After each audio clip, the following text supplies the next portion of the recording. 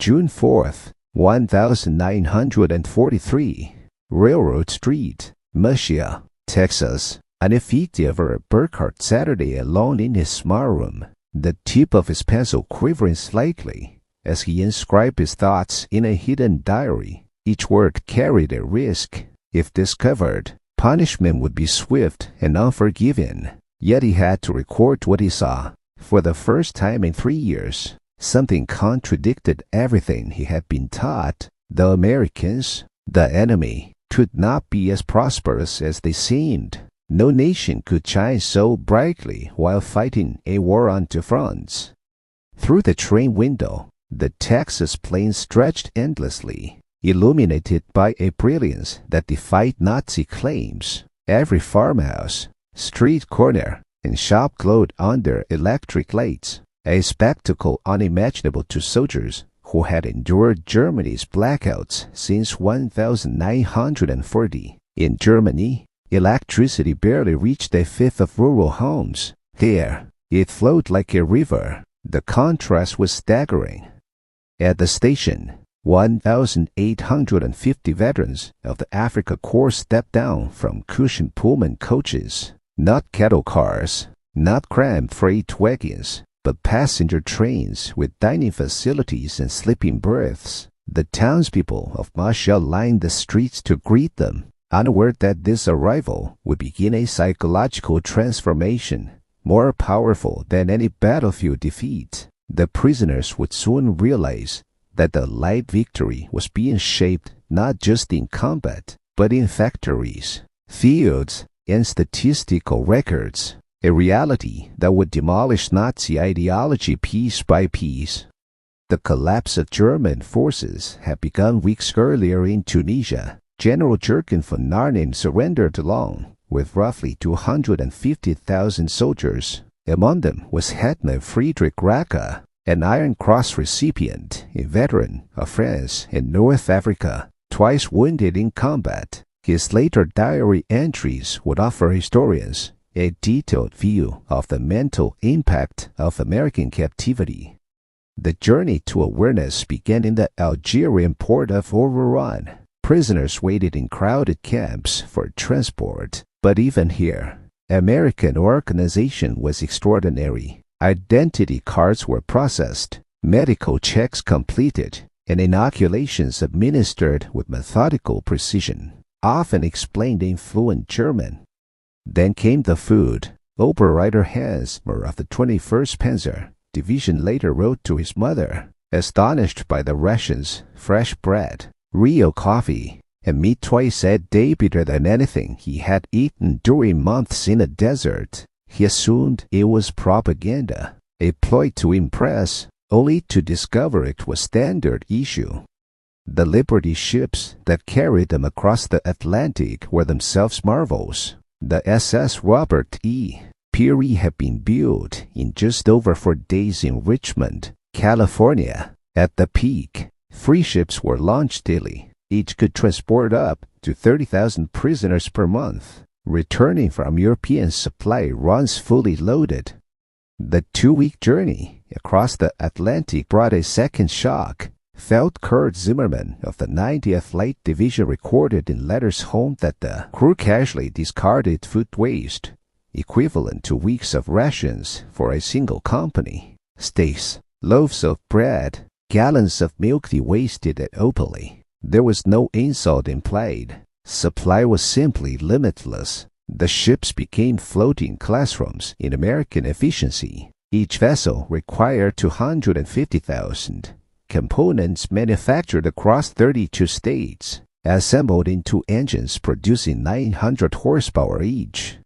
Even high-ranking officers were stunned. Lieutenant Colonel Wilhelm von Steuben, of an aristocratic Prussian lineage, noted radar antennas on the ship, standard equipment he had believed exclusive to the Allies. It was in the moment he realized Germany had likely already lost the war.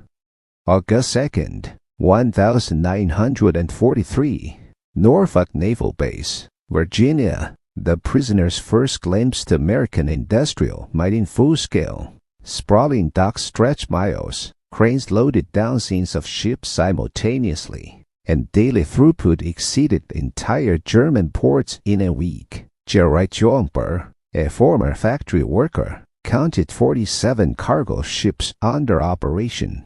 Electric cranes moved effortlessly, a stark contrast to German reliance on coal and horsepower.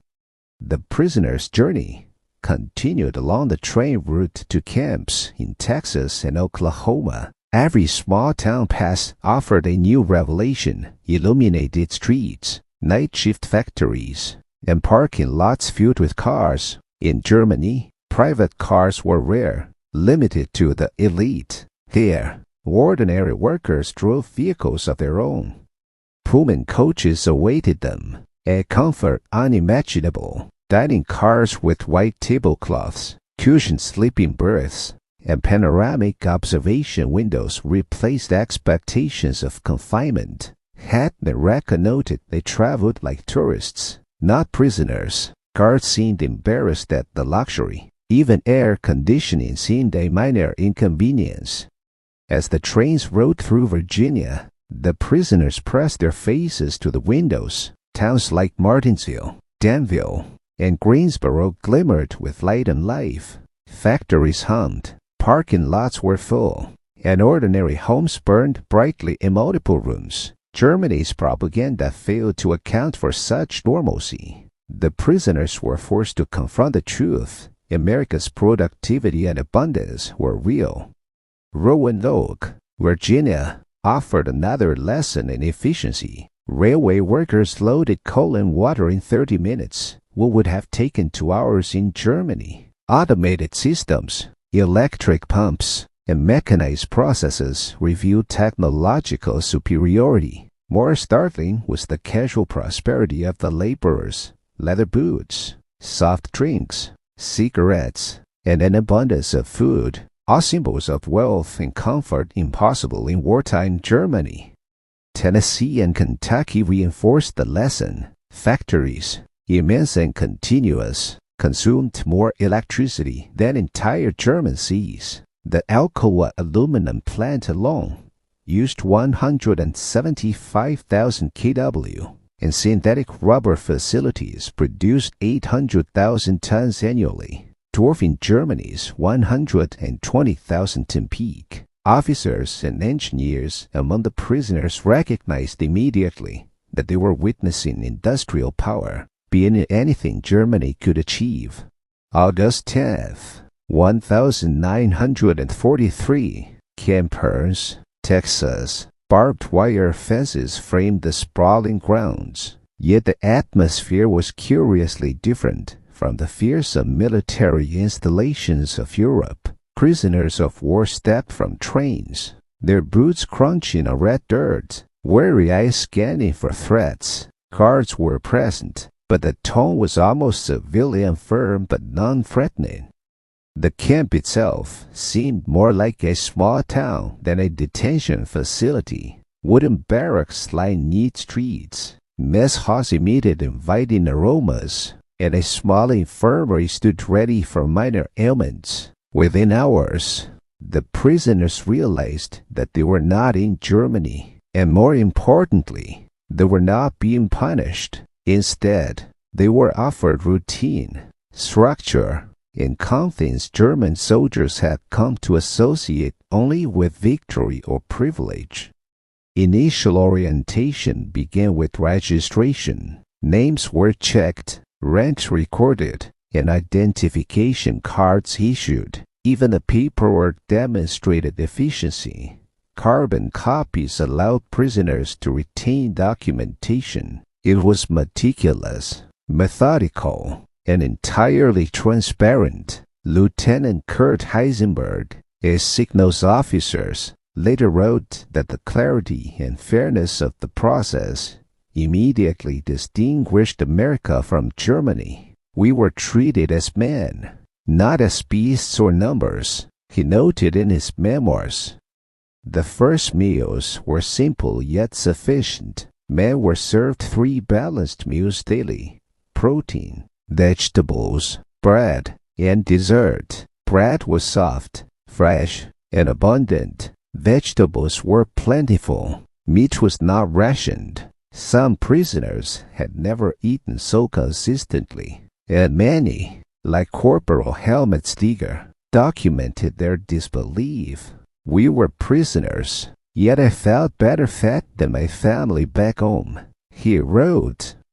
Camp routines were introduced slowly, blending structure with freedom. Wake up was at 6, breakfast at 7, work assignments by 8, guarded by fences, yet free to walk within designated areas. Prisoners began learning the rhythm of American life. Fields and workshops replaced combat drills. The post planted crops, repaired machinery, and performed maintenance under supervision. Each task was educational in itself.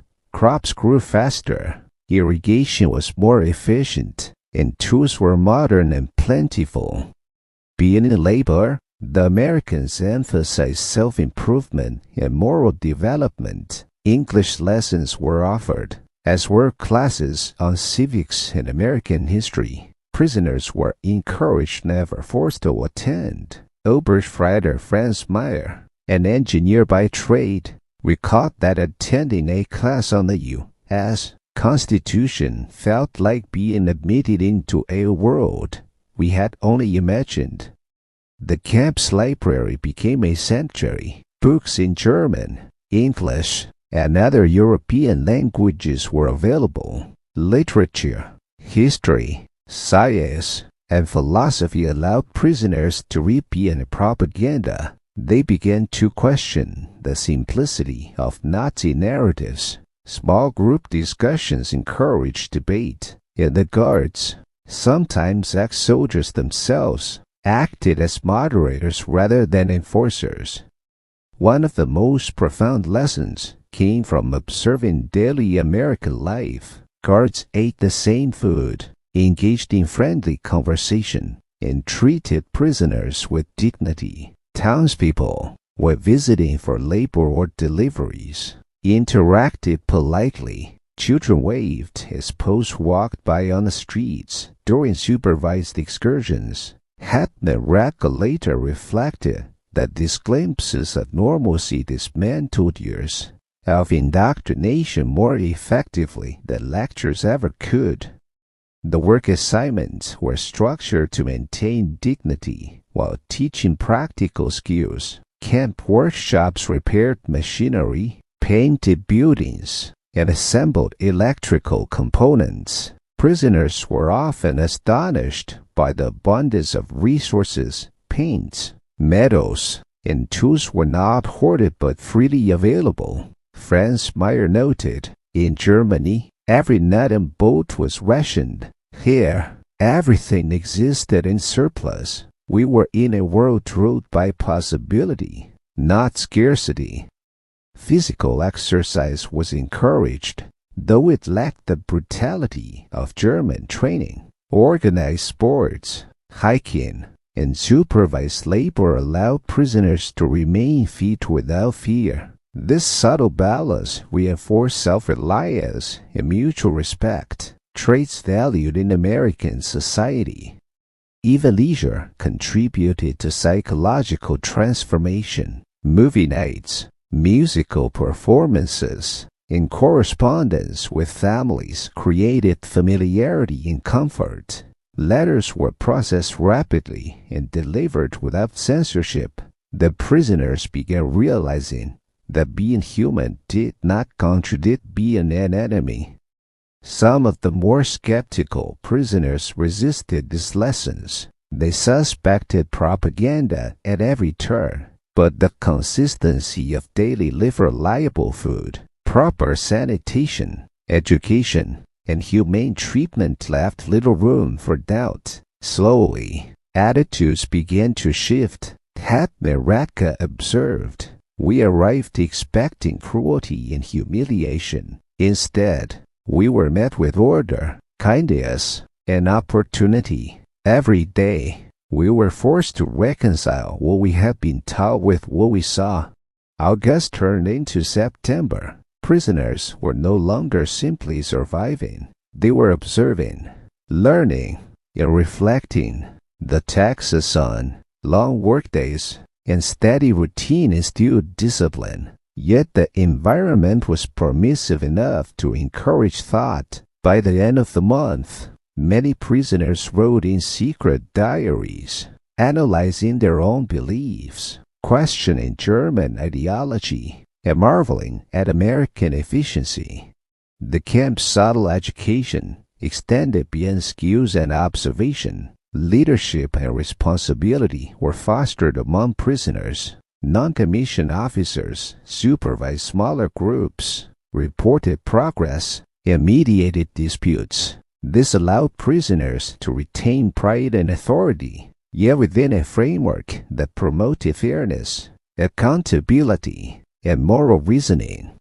By October 1943, a remarkable transformation was evident. Prisoners who had arrived suspicious, fearful, and ideologically rigid now engaged in conversation about governance, science, and philosophy. They compared German and American methods openly, often admitting that Germany had overestimated its own industrial and moral superiority. The seeds of reflection and critical thinking, planted through work, observation, and education, were beginning to bear fruit. October 1943 marked a new chapter for the prisoners at campers. After weeks of settling into routines, adjusting to schedules, and absorbing the nuances of daily American life, the posts were introduced to work assignments beyond the campgrounds.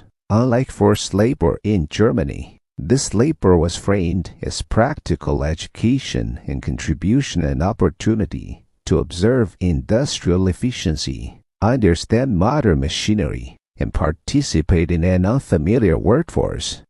The first assignments involved local farms, small workshops, and municipal maintenance projects. Though beneficial, these tasks were still a far cry from the scale and sophistication of American industry. By late October, however, a significant number of prisoners were sent to Willow Run, Michigan, home to the famous Ford aircraft assembly plant. This experience would become a turning point in many of their lives. The journey north by train offered its own revelations. Prisoners witnessed landscapes unlike anything in Europe, endless plains, wide rivers, and sprawling towns constructed with geometric precision. Upon arrival, the industrial complex dominated the horizon. Massive buildings stretched for miles, assembly lines hummed with activity, and the sheer scale of mechanization left the prisoners in awe. Inside the plant, the prisoners were assigned to various sections based on prior experience and skill. Engineers were placed on machinery inspection, electricians on wiring, and laborers on assembly. Safety protocols were strict but consistent, contrasting sharply with the often chaotic German factory environment. Prisoners noted the systematic approach to workflow, redundancy in quality checks, and integration of human labor with mechanical automation. Oberstfreiter Franz Meyer recorded in his diary, in Germany, efficiency often meant speed at the expense of quality. Here, the Americans balanced speed with precision, and the results were remarkable. Every worker knew their role, every machine had a purpose, and every action contributed to a larger plan.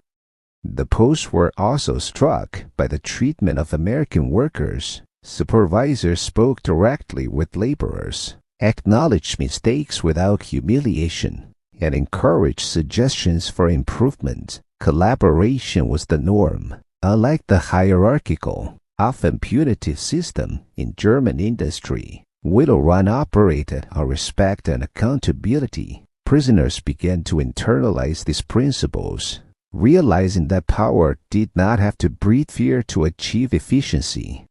Daily routines at the plant were regimented but manageable. Work started early, with briefings outlining tasks and safety measures. Lunch breaks were scheduled, and the cafeterias were stocked with nutritious meals. Unlike in Germany, no rationing applied to basic sustenance within the workplace. Prisoners marveled at the abundance, tools, materials, and food were available in quantities unimaginable back home. The assembly lines themselves were lessons in organization and logistics. Aircraft components were prefabricated, labeled, and transported to precise stations. Workers performed repetitive tasks with exacting precision, yet they understood the larger purpose of each part. Tools, accustomed to seeing production as isolated steps, were amazed at the orchestration of thousands of moving parts into a coherent, functional whole. Being machinery, prisoners noticed the role of innovation in problem-solving. Engineers and technicians were encouraged to identify inefficiencies and suggest improvements. Franz Meyer, assigned to quality control, observed, "I suggested a slight adjustment in the rivet alignment process, and it was immediately considered. In Germany, any deviation from protocol would have been punished. Here, it was rewarded." The exposure to technological sophistication was equally transformative.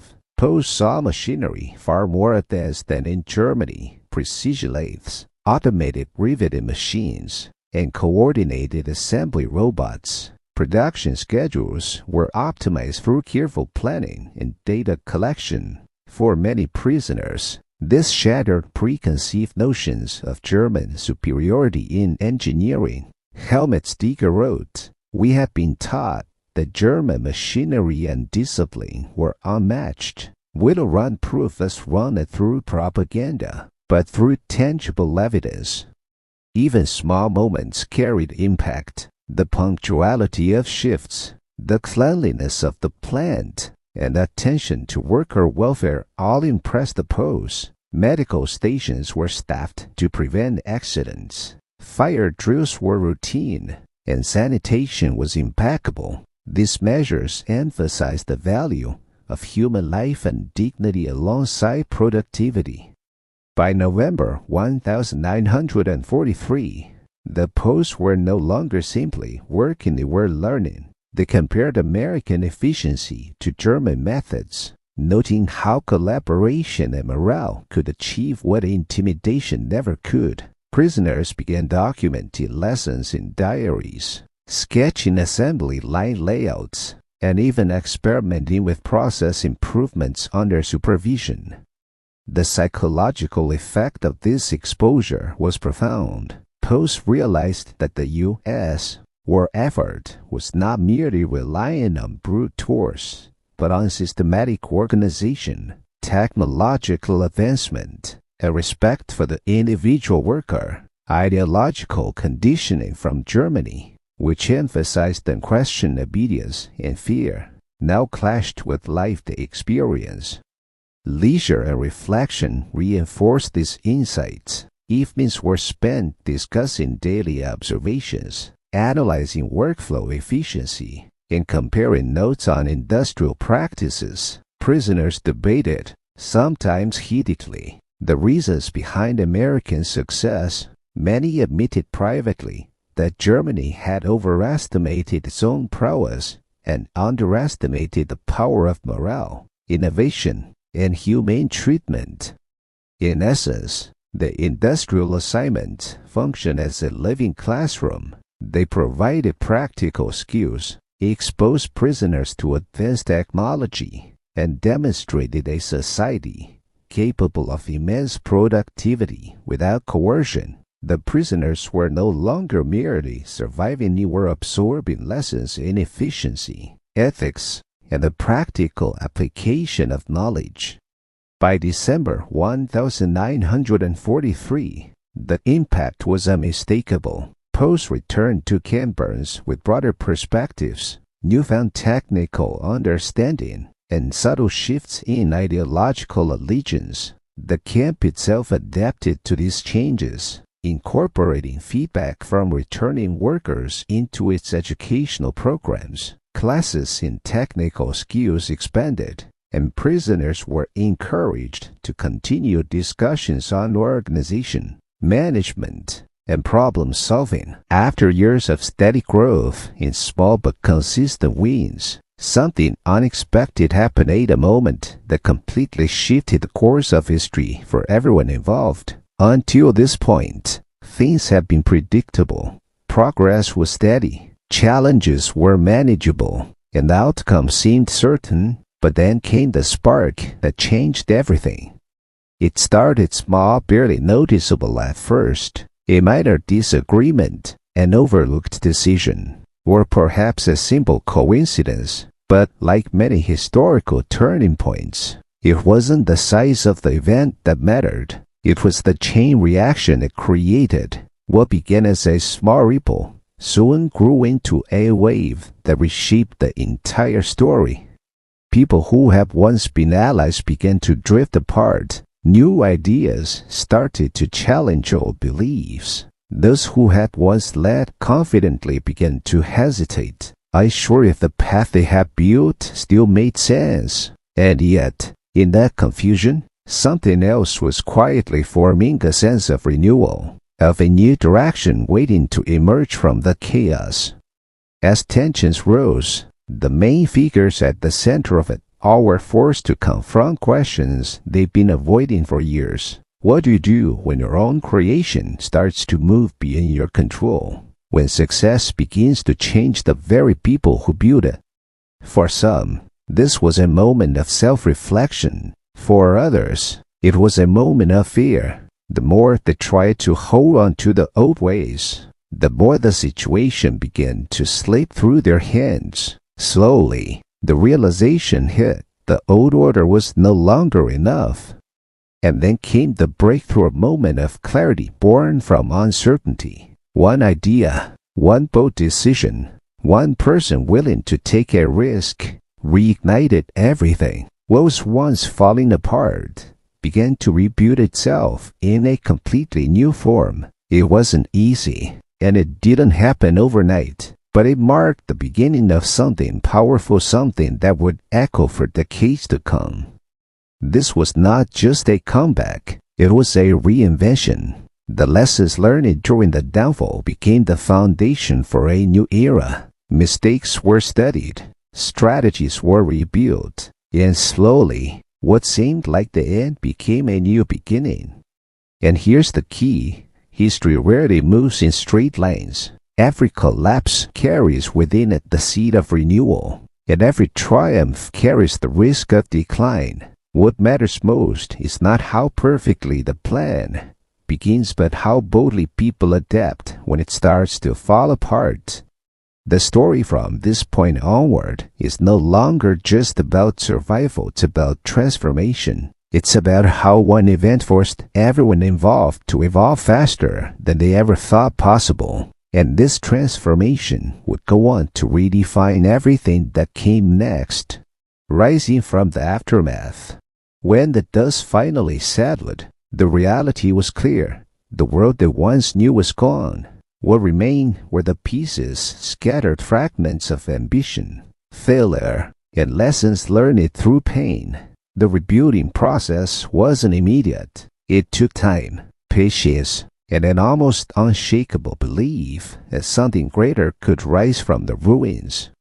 In those early days of recovery, there was confusion everywhere. The leaders had lost direction, the followers were uncertain, and the system that once seemed so stable had been broken down to its core. Yet, in that silence, something new began to grow. The mistakes of the past were still fresh, but now they served as a guide, a reminder of what not to repeat. The people involved started to change their mindset. Instead of chasing speed, they began to value sustainability. Instead of seeking dominance, they focused on endurance. Every decision was made with greater caution, and every success was built on humility rather than pride. This slow, deliberate rebuilding wasn't glamorous, but it was solid. It was real. The process required everyone to confront uncomfortable truths. Trust had to be rebuilt from scratch. Partnerships had to be reevaluated. For the first time, even the strongest among them admitted that they didn't have all the answers. But that honesty, that human vulnerability became their greatest strength. In this phase, innovation returned, not as a luxury, but as a necessity. They began experimenting with new methods, new structures, and new ideas that once seemed too risky to consider. There was no guarantee of success, but compared to the collapse they had already survived, failure no longer felt like something to fear. It felt like a natural step toward progress. Slowly, the results began to show. What had once been broken started to work again. Piece by piece, systems improved, people adapted, and gradually, the energy returned, not the reckless excitement of the past, but a grounded confidence built from experience. And in that transformation, something deeper happened. The culture shifted. People no longer worked out of blind loyalty or external pressure. They worked out of belief. They understood why they were rebuilding and what they wanted to create this time, something that could last, something that wouldn't collapse under its own weight again. The rebuilding phase was not dramatic or loud, but it was perhaps the most important chapter of all, because it proved one simple truth. Real strength isn't about avoiding failure, it's about learning how to stand again after you fall.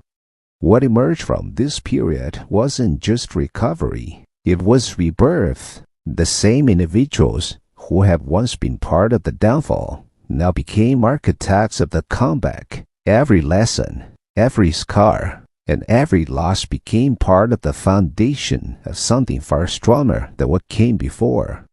The era that followed would redefine the legacy entirely, and it all began right here, in the quiet determination of those who refused to give up when everything seemed lost. Out of the ashes of destruction, something extraordinary began to emerge. It wasn't immediate, nor was it obvious to the outside world at first, but within the rebuilt system, within the minds of those who had endured the fall, there was a renewed purpose, sharper, clearer, and more powerful than ever before. The years of chaos had done something no amount of training or planning could achieve. It had humbled them. It stripped away the arrogance, the delusions of invincibility, and the obsession with control. What remained was pure focus and unshakable determination to rise, but this time on stronger ground. They no longer chased glory, they engineered it. The new era wasn't about speed, but precision. Every operation, every move, every calculated risk was designed with foresight. There were no shortcuts now. The rebuilding had forged discipline, and that discipline turned into their greatest weapon. The people began to believe again. They saw results, slow at first, but undeniable. Industries revived, alliances returned, and even the skeptics who once doubted the comeback began to take notice. What was once dismissed as a failed legacy was now becoming a story of evolution, the rebirth of power through wisdom. The shift wasn't only in strategy, it was in mindset. The leaders who had once commanded through authority now led through example. They had faced defeat and survived it, and that gave them credibility that could not be faked. Their voices carried the weight of experience, and their decisions were guided by scars that still ached but reminded them of their humanity. In this new era, innovation became the heartbeat. Technology evolved, communication improved, and new generations stepped forward not to repeat history, but to rewrite it. They understood that success was not a destination, it was a state of constant evolution.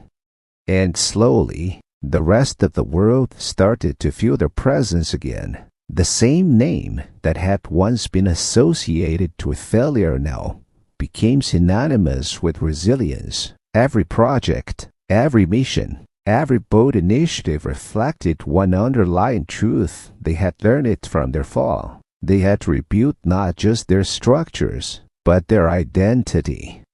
The transformation was breathtaking. Where there had been ruins, now stood fortresses. Where there had been silence, now echoed the sounds of progress. They had not simply returned, they had evolved. And perhaps the most powerful part of their story was this. They no longer sought to prove themselves to the world. They were beyond validation. Their existence, their survival, was the proof itself. The new era was not born from victory. It was born from understanding the cost of ambition, the fragility of systems, and the strength that comes only after losing everything. In this race, they didn't seek revenge or recognition. They sought meaning, and that made all the difference. Because in the end, it was never about returning to what they had before. It was about creating something greater, something unbreakable, something that would stand as a reminder for generations to come that even in the darkest chapters of history, there's always a way back if you're willing to learn, to change, and to rise again.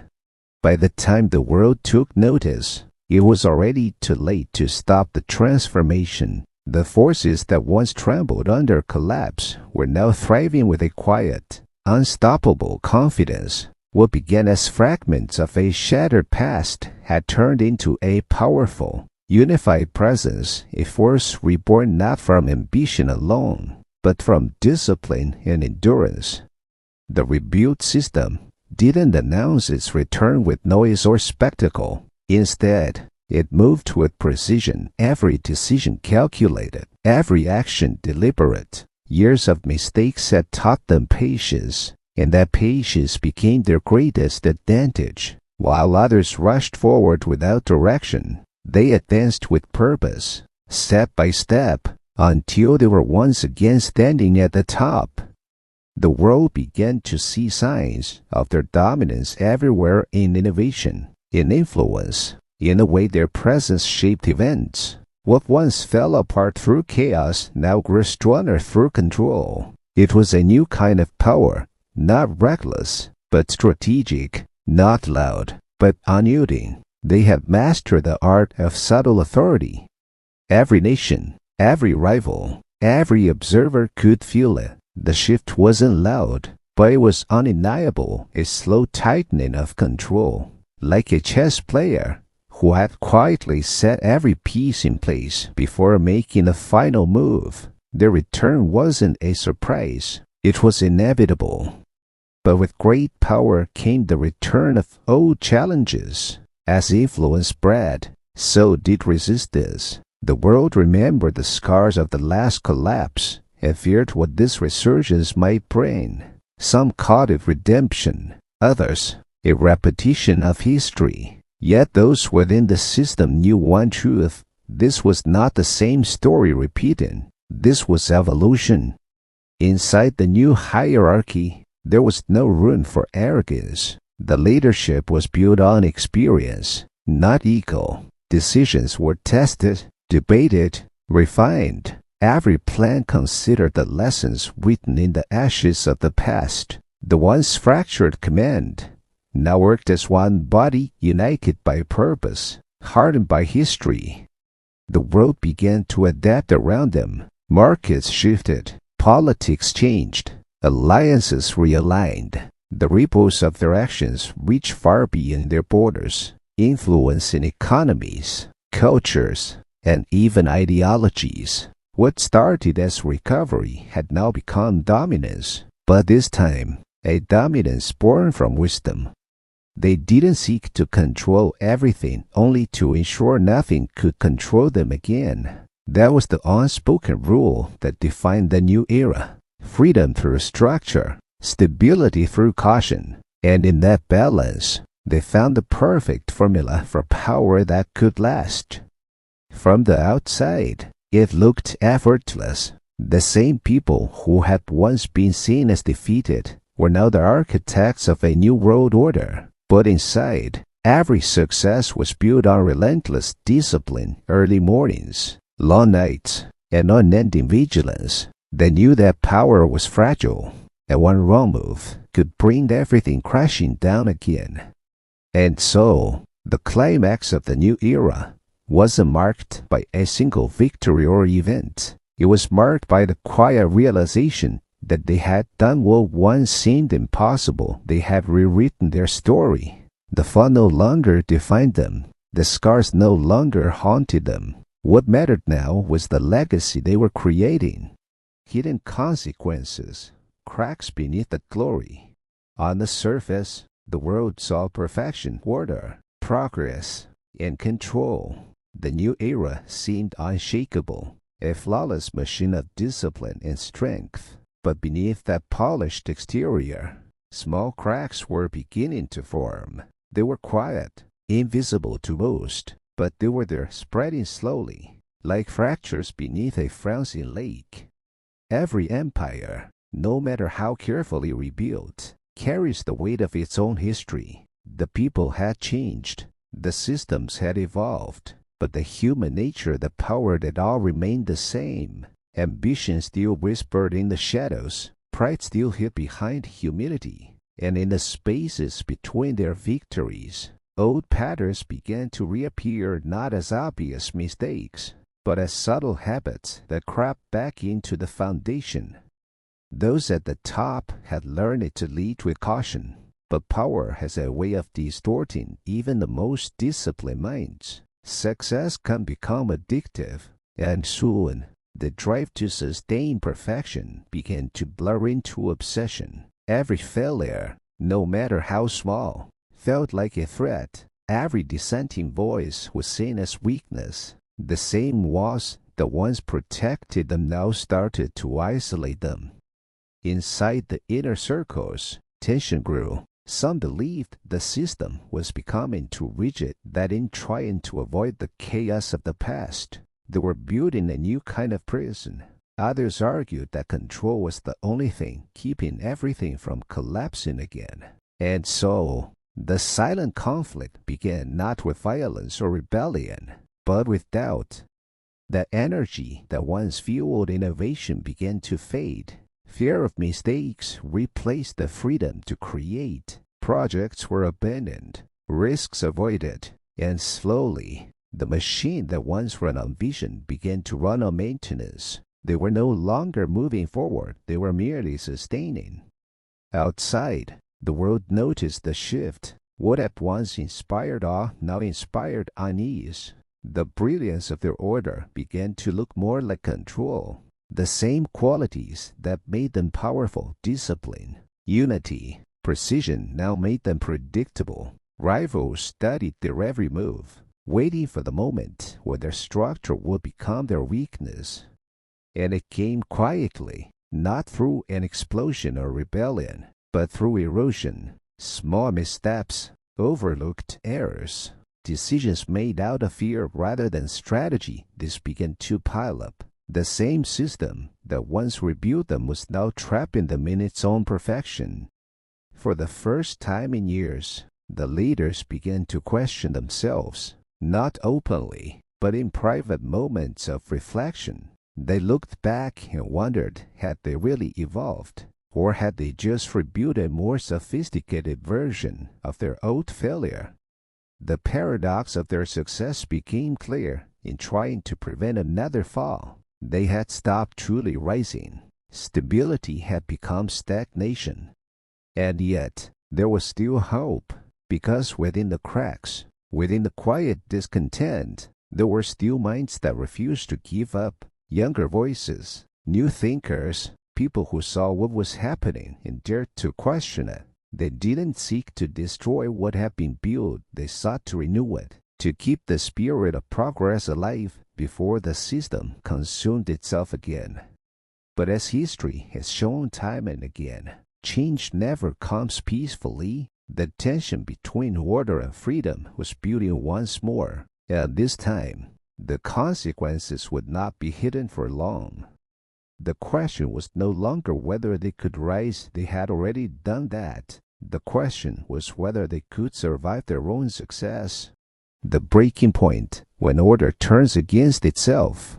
It started quietly, almost imperceptibly. A few missing reports, a delay in communication, an unexplained silence from the higher command, the kind of small irregularities that could easily be dismissed until they began to multiply. And then, one day, the system that once ran like clockwork began to stutter.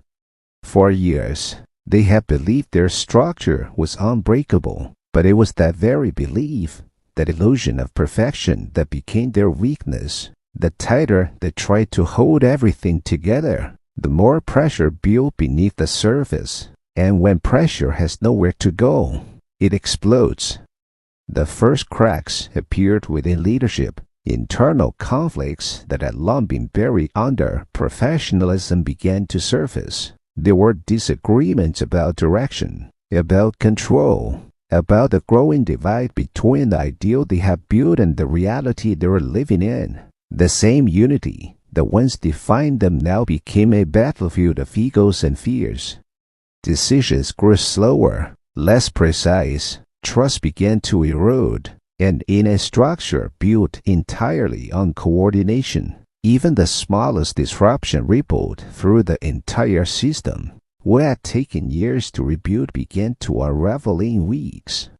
The people who once looked up to their leaders started asking questions. Whispers spread. Quietly at first, what happened to them? Why are things changing? Soon, whispers turned into discussions, and discussions turned into doubt. For the first time, the image of invincibility began to fade. Outside forces noticed too. Rivals who had once stayed cautious now saw opportunity. They began testing boundaries, small, strategic moves designed to probe for weaknesses. And each time they found them, the response was slower than expected. The coordination not as sharp, the morale not as strong. The system that once commanded fear now invited challenge. And then came the moment no one expected, a public failure, a mistake broadcast to the world. It didn't matter how small it was. Perception was everything. The world saw not strength, but fragility. And once the illusion of control is broken, it cannot easily be restored. Inside, panic spread. Meetings grew tense. Fingers were pointed. Plans were rewritten overnight. But it was already too late. The same fear that once drove their discipline now fueled chaos. Every man for himself. Every leader trying to preserve their legacy before the inevitable collapse. And yet, amidst the confusion, a painful truth began to emerge. This was not an external failure. There was no enemy infiltration, no surprise attack. The enemy was within. Their downfall was self-inflicted. They had built a structure so perfect, so controlled, that it could no longer adapt. It was unbreakable until it broke itself. The breaking point didn't come with explosions or rebellion. It came with silence, the silence of a system that had finally exhausted itself. No more movement, no more orders, just the echo of everything they had built collapsing under the weight of its own perfection. The cycle had come full circle. The same forces that once led to greatness had once again led to ruin. But this time, something was different. Amid the ruins stood those who remembered, those who had seen this story before. And unlike the first collapse, they weren't lost. They knew exactly what had gone wrong. Because history doesn't just repeat itself. It reviews its lessons more clearly each time. And from that clarity, a new understanding began to rise, not just of how to rebuild, but how to finally break free from the cycle itself. Legacy what remains after the fall. In the end, when the dust settled once more, all that remained was silence. The ruins of their once great system stood as monuments, not of defeat, but of memory, because every rise and every fall Every success and every failure had carved something permanent into the story of who they were. What they had built was now wasted. The world that followed carried traces of their innovation, their discipline, their relentless pursuit of progress. Even if failure, they had shaped the future, because that's what legacies do. They echo through time, long after the original voices have faded. Those who survived the fall understood something the previous generations never could. They realized that greatness was never meant to last forever. It wasn't the permanence of power that mattered, it was what that power left behind. The systems they built had collapsed, but the ideas endured. The technology, the philosophy, the mindset of resilience had already spread far beyond their reach. Others would take them, reshape them, and carry them forward. The cycle of creation would begin again, not from destruction, but from understanding. Historians would look back at their story with a mix of awe and sorrow. They would study how brilliance became obsession, how order turned into rigidity, how vision transformed into blindness. But they would also see the beauty in it, the raw, unfiltered truth of what it means to build, to strive, and to fail. Because in every failure lies the seed of evolution, and in every downfall lies the possibility of rebirth.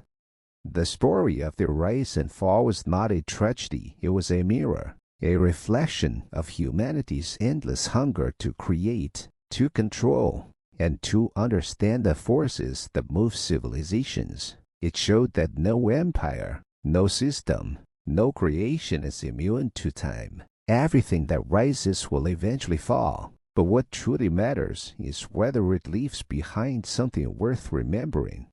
In the quiet aftermath, the survivors rebuilt not out of pride, but out of purpose. They no longer sought perfection. They no longer feared collapse. Instead, they learned to build with the understanding that impermanence is not weakness, it's truth.